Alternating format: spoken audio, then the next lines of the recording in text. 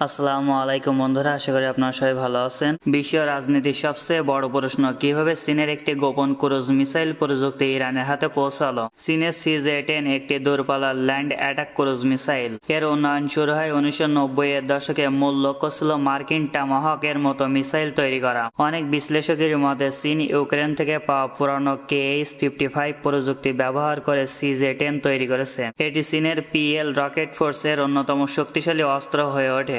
CZ-10 কোনো সাধারণ missile নয়, এটি অত্যন্ত নির্ভর এবং কৌশলগত অস্ত্র। রেঞ্জ প্রায় 1500 থেকে 2000 কিলোমিটার পর্যন্ত। গতি সাবসনিক মাক 0.7 বা 0.8। ওয়ারহেড বহন করতে পারে 500 কেজি পর্যন্ত। এটি বহন করতে পারে হাই এক্সক্লুসিভ ক্লাস্টার এবং সম্ভাব্য নিউক্লিয়াস ওয়ারহেড। এই মিসাইলের অ্যাকুরেসি 10 কিলোমিটারেরও কম, মানে লক্ষ্যবস্তুর প্রায় নিশ্চিত ধ্বংস। CZ-10 এর আসল শক্তি তার গাইডেড সিস্টেমে। এটি ব্যবহার করে INS বা internal navigation system, GPS by the satellite guidance. অর্থাৎ মিসাইলটি ভূমির নিচ উচ্চতায় ম্যাপ করে উড়ে যায়, যার ফলে রাডারে এড়াতে পারে, নিচ উচ্চতা দিয়ে ওড়ে এবং শত্রু এয়ার ডিফেন্স সিস্টেম ফাঁকি দিতে পারে। CZ-10 এর ভিতরে রয়েছে কিছু অত্যন্ত উন্নত প্রযুক্তি। টার্বোজেট ইঞ্জিন দীর্ঘ সময় উঠতে সাহায্য করে। গাইডেড কম্পিউটার লক্ষ্য নির্ধারণ ও পথ ঠিক রাখে। রাডার আল্টিমিটার মাটির খুব কাছ দিয়ে উঠতে সাহায্য করে। এবং এই মিসাইলটি স্টিল ডিজাইন, রাডারে ধরা পড়া কঠিন। সবচেয়ে বিতর্কিত অংশ, কিভাবে এই প্রযুক্তি ইরানে গেল। বিশ্লেষকদের মতে ইরান সরাসরি CZ-10 পায়নি, বরং একই উৎস থেকে প্রযুক্তি পেয়েছে। Soviet KH-55। এখান থেকেই ইরান তৈরি করেছে সুমার ক্রুজ মিসাইল।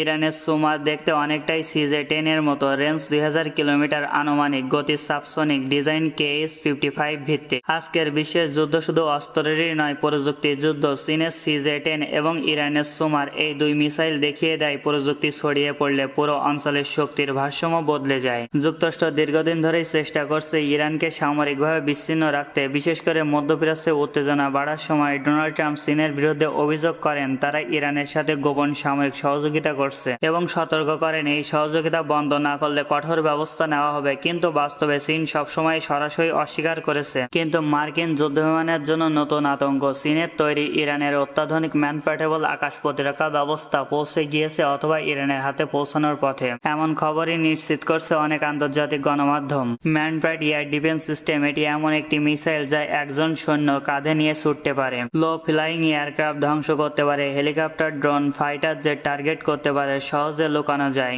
চীনের তৈরি QW সিরিজের ম্যানপার্ট এখন অনেক উন্নত। QW-18 বা FN-6 এর বৈশিষ্ট্য, রেঞ্জ 5 থেকে 6 কিলোমিটার। ইনফ্রারেড শিকার, তাপ ধরে টার্গেট করে। এই মিসাইলগুলো হিট সিকিং, জামিং প্রতিরোধ করতে সক্ষম, দ্রুত লক করতে পারে। যুক্তরাষ্ট্রের যুদ্ধবিমান যেমন F-16 ফাইটার, ফ্যালকন এবং F-35 লাইটিং, এগুলো সাধারণত উচ্চতায় উড়লে নিরাপদ থাকে, কিন্তু গ্রাউন্ড অ্যাটাক করলে ম্যানপার্ট বড় হুমকি হয়ে দাঁড়ায়। বিশেষ করে helicopter, drone, close air support aircraft সবচেয়ে বেশি ঝুঁকিতে থাকে। এই বিষয়গুলো নিয়ে আপনাদের কি মতামত জানিয়ে দেবেন আপনাদের গুরুত্বপূর্ণ মতামত। আজকের মতন বিদায়, দেখাবে নতুন কোনো ভিডিওতে আবার। আল্লাহ হাফেজ।